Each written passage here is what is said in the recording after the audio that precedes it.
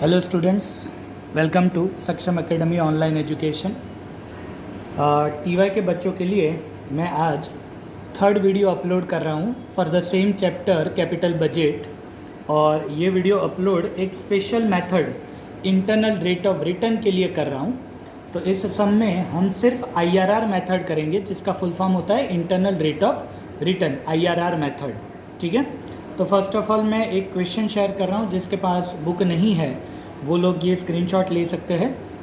Gujarat university की book है, सुधीर प्रकाशन, सम नंबर 28 है, page number 237।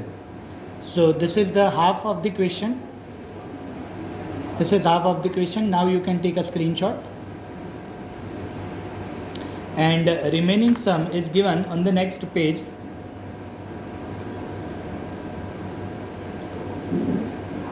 So this is the remaining half of this sum. You can take a screenshot. Okay, अब देखिए, specially internal rate of return method explain करने के लिए ये मैं पूरा सम लिया है।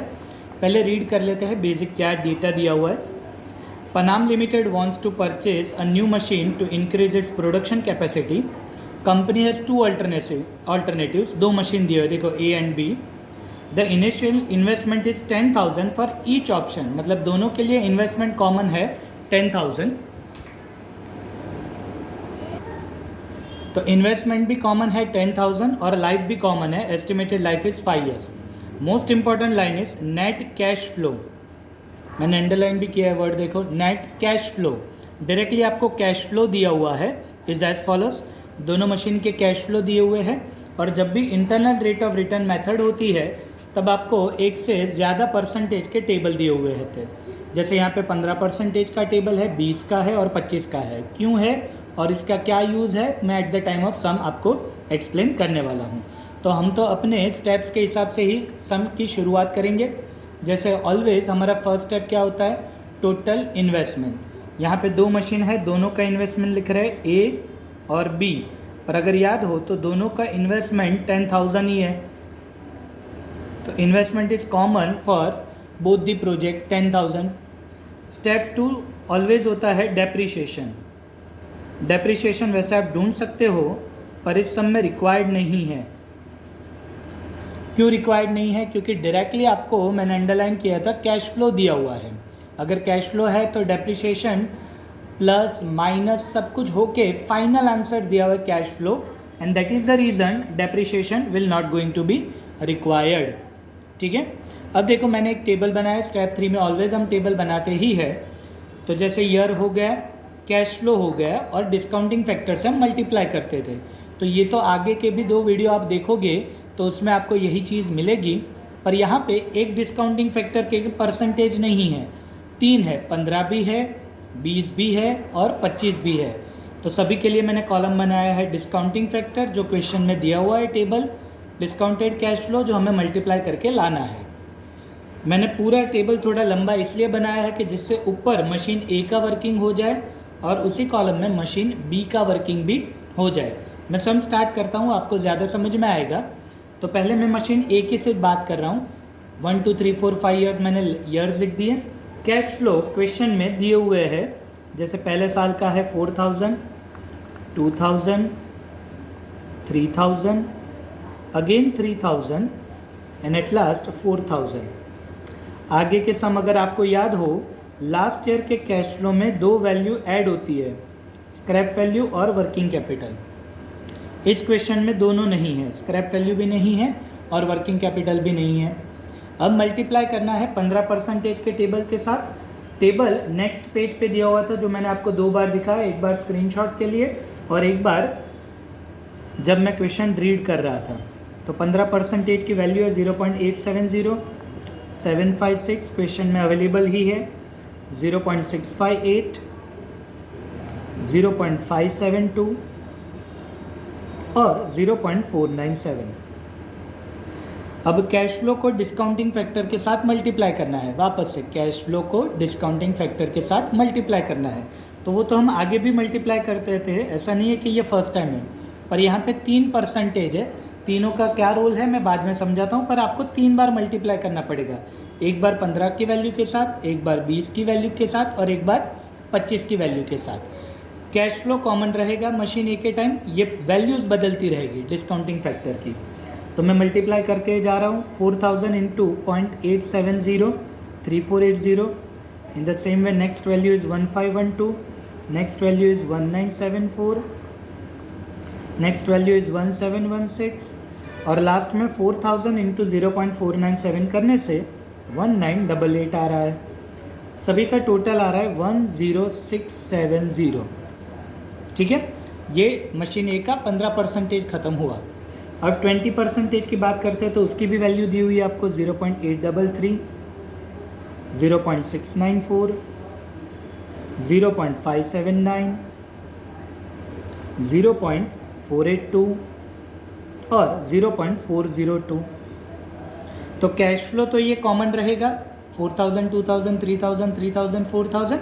मल्टीप्लाई अब इस वैल्यू के साथ करना है तो 3332 आ रहा है, 1388 आ रहा है, 1737, 1446 और 4000 इंटू 0.402 करने से 1608।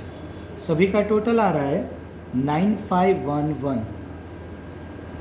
उसी तरह से 25% 0.8, 0.64, 0.512, 0.410, 0.328। वापस से यही कैश फ्लो हम मल्टीप्लाई करेंगे तो 4000 इंटू 0.8, वैसे पाँचों की पाँचों वैल्यू मल्टीप्लाई करेंगे तो 3200, 1280, 1536, 1230 और 4000 इंटू 0.328 आखिर की वैल्यू मल्टीप्लाई करने से 1312। सभी का टोटल आ रहा है 8558। ठीक है, वैसा ही आइडेंटिकल टेबल प्रिपेयर होगा मशीन बी का। मशीन बी में सिर्फ कैश फ्लो बदल जा रहा है जो क्वेश्चन में दिया हुआ है। 2000, 3000, 4000, 4000 और 5000। लास्ट ईयर के कैश फ्लो में दो वैल्यू ऐड होती है, स्क्रैप वैल्यू, वर्किंग कैपिटल। इस क्वेश्चन में दोनों नहीं है। ठीक है, वापस से 15% की वैल्यूज़ तो यही रहेगी 0.870, 0.756, ऊपर वाली ही वैल्यू रहेगी ये 0.658, 0.572, 0.497। चल अब हम मल्टीप्लाई करेंगे तो 2000 इंटू 0.870 से शुरुआत होगी 1740। दूसरा कैश फ्लो मल्टीप्लाई होकर 2268, 2632 से calculation is a simple part. उसके बाद IRR कैसे सॉल्व करना है that is the main object of this video. और पहले ये मैं लिख लेता हूँ और लास्ट वैल्यू 5000 इंटू 0.497, 2485। सभी का टोटल आ रहा है 11413। वैसे ही 20 की वैल्यू ऊपर वाली ही रहेगी, सिर्फ मल्टीप्लाई करना रहेगा। कैश फ्लो ये कॉमन रहेगा तो 13666, 2082, 2316, 1928 and 2010। टोटल इज 13002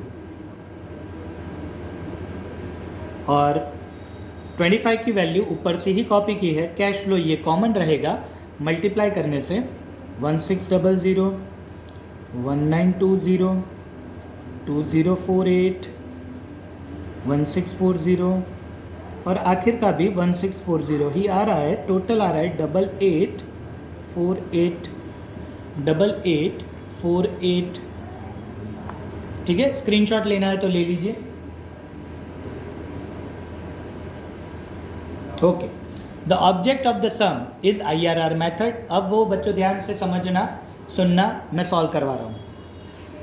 अब देखो, इंटरनल रेट ऑफ रिटर्न ए का समझते हैं। अगर ए का समझ में आ गया तो बी वाला भी पार्ट समझ में आएगा ही।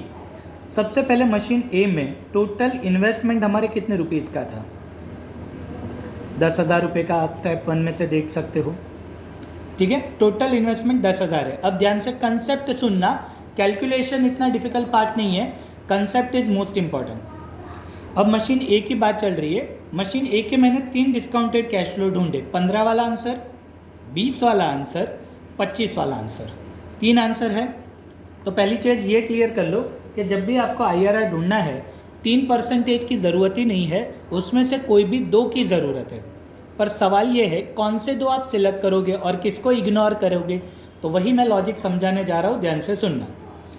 ए का इन्वेस्टमेंट 10,000 रुपये था, आपको 2 आंसर की ज़रूरत है, 2 डिस्काउंटेड कैश फ्लो की ज़रूरत है। एक आंसर, एक डिस्काउंटेड कैश फ्लो जो 10,000 से ज़्यादा हो। क्यों 10,000 ही मैं बोल रहा हूँ, वापस से समझा देता हूँ। हमारा इन्वेस्टमेंट है 10,000 रुपये, अगर 1 लाख होता है तो मैं 1 लाख के हिसाब से बोलता।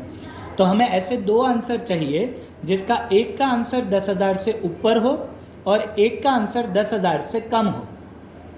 किसका आंसर? डिस्काउंटेड कैश फ्लो का आंसर 10,000 से ज़्यादा हो, 10,000 से कम हो। चलो, पहला आंसर 10,000 से ज़्यादा है, दूसरा आंसर 10,000 से कम है, तीसरा आंसर 10,000 से कम है। ओके, ज़्यादा वाला तो एक ही है, 10,000 से ज़्यादा हो ऐसा तो एक ही आंसर है 15% का। 10,000 से जो लोअर हो, 10,000 से जो कम हो, वैसे 2 आंसर है। पर नियरर कौन सा है? 10,000 से नियरर वैल्यू कौन सी बन रही है? ये वाली 9511 नियरर है। तो ये परसेंटेज हमारे मशीन ए के लिए कोई यूज़फुल नहीं है, ये वर्किंग की ज़रूरत नहीं रहेगी। हमें 2 ही परसेंटेज चाहिए, तो हमने एक 10,000 से अबव वाला आंसर सिलेक्ट कर लिया, एक 10,000 से बिलो वाला आंसर सिलेक्ट कर लिया। आप बोलोगे सर ये भी 10,000 से बिलो ही है, पर मैं वापस से रिपीट करता हूँ, कौन से 10,000 से नियरर है? ये वाला आंसर। तो हम ये कंसीडर करेंगे, तो 25% हो गया कैंसिल। तो आपके 2% फाइनल हो गए, कौन से? 15%, 20%। तो जो 15% है, लोअर परसेंटेज है, वो आपका स्मॉल ए गिनाया जाता है, कंसिडर एज स्मॉल ए। और 20% जो बी सिलेक्ट किया आपने, वो बी हो जाएगा। मतलब जो दूसरे परसेंटेज सिलेक्ट किए 20, वो बी हो गया। 2% सिलेक्ट किए 15 और 20, 15% लोअर है तो वो हो गया ए, 20% हायर है तो वो हो गया बी। अब सी का आंसर कनेक्टेड विथ ए, सी का आंसर कनेक्टेड है ए के साथ। 15 का आंसर कितना आया था? 15% का आंसर कितना आया था? 10670। उसमें से 10,000 माइनस करना है। क्यों 10,000 माइनस किया? क्योंकि हमारा इन्वेस्टमेंट 10,000 है, ठीक है। और डी का कनेक्शन है बी के साथ, डी का कनेक्शन है बी के साथ। कितना आया था 20 का आंसर? 9511। उसमें से 10,000 माइनस करो, 10,000 इन्वेस्टमेंट तो कॉमन ही रहेगा, तो वो आंसर आएगा -489। डी का आंसर ऑलवेज नेगेटिव ही आता है। क्यों नेगेटिव आता है? क्योंकि आपने 10,000 जो सिलेक्ट किया था उससे लोअर वैल्यू ढूंढी 9511, तो आंसर सीधी सी बात है माइनस में ही आएगा। तो ए हो गया लोअर परसेंटेज, बी हो गया हायर परसेंटेज, सी हो गया ए में से 10,000 माइनस, डी हो गया बी वाले आंसर में से 10,000 माइनस। अब ये फॉर्मूला है A plus C divided by C plus D into B minus A. तो ए है 15, सी है 670, डी है 670 प्लस 489। आप बोलोगे सर डी तो माइनस में आया था। मेरे बच्चों, ये डी सिर्फ माइनस में प्रूव करने के लिए था कि 10,000 से कम आंसर है। फॉर्मूला में तो आपको प्लस ही करना है, ठीक है। ये सिर्फ प्रूव करने के लिए था कि 20 का आंसर 10,000 से कम है, तो इसीलिए ये माइनस में आया था। At the time of formula it will be plus only. Into bracket B minus A 20 minus 15। तो आप सॉल्व करोगे तो 15 plus 670 divided by 1159 into bracket 520 minus 15। तो बेसिकली मल्टीप्लाई डिवाइड होके 15 प्लस 2.89 आ रहा है, तो your final answer will be 17.89। और ये परसेंटेज में आपको दिखाना है 17.89। See calculation is very simple, the most important thing is how you select your ABCD। So बच्चों, प्रैक्टिस करने के लिए मैं मशीन बी भी करवा रहा हूँ। चलो, मशीन बी में भी टोटल इन्वेस्टमेंट कितने रुपीज़ का? सेम था, याद है 10,000। तो एक आंसर 10,000 से ज़्यादा होना चाहिए टेबल में। मैं वापस से टेबल ओपन कर रहा हूँ, ये रहा टेबल। अब बी की वैल्यू देखनी है, तो एक आंसर 10,000 से ऊपर होना चाहिए, एक 10,000 से नीचे होना चाहिए। पढ़ो, पहला आंसर 10,000 से अबव है, दूसरा 10,000 से अबव है, भले 2 रुपये अबव है पर अबव तो है, और ये 10,000 से बिलो है। तो देखो, ये 10,000 से अबव, ये 10,000 से अबव, पर नियरर कौन सा है? 20% वाला नियरर है। तो ये वैल्यू 15% की काम में नहीं आएगी, क्योंकि 10,000 से अबव आंसर ये नियरर है, और बिलो वाला तो एक ही आंसर है हमारे पास। तो इसमें कौन से परसेंटेज फाइनल हो गए? 20% और 25%। ठीक है, तो वापस से ए मतलब 20%, बी मतलब 25%, सी मतलब ए के साथ कनेक्शन है। कितना आया था? 10,002 आया था। 10,002 में से 10,000 माइनस करो। क्यों 10,000? क्योंकि इन्वेस्टमेंट 10,000 है, ज़रूरी नहीं है सेम ही हो 10,000, यहाँ पे सेम है 2 रुपीज़। और डी मतलब ये 25 का जो आंसर आया था 8848 माइनस 10,000, तो सेम ही रहेंगे 8848 माइनस 10,000, इन्वेस्टमेंट तो कॉमन ही रहेगा at the time of C and D, तो माइनस में आंसर आ रहा है 1152। ठीक है, बस अब वैल्यू पुटअप कर दो। ए का था 20 प्लस सी था 2 rupees divided by 2 plus D, बच्चों मैंने पहले ही बताया था नेगेटिव में ही आएगा, पर eight the time of formula आपको प्लस ही लिखना है। 1152 will be in plus only, into bracket 25 minus 20, तो 20 plus 2 divided by 1153 into 5, so multiply divide होके 20 प्लस 0.009 आ रहा है, दोनों का ऐड करो तो 20.009% will be your answer. So this is the IRR method, this is the formula. Simple सा concept है, इन्वेस्टमेंट से एक आंसर हायर सेलेक्ट करना है, एक आंसर लोअर सेलेक्ट करना है। GLS और GU दोनों में ये परसेंटेज भी दिए होते हैं और उसकी वैल्यूज़ भी दी होती है। सिर्फ मल्टीप्लाई करने में थोड़ा टाइम कंज्यूम होता है, that you have to do with lot of concentration. I hope you understand the IRR method. In the next video, next chapter और maybe the next sum of the same chapter. ठीक है, तब तक आप इसको like कीजिए, subscribe कीजिए, share कीजिए। Take care.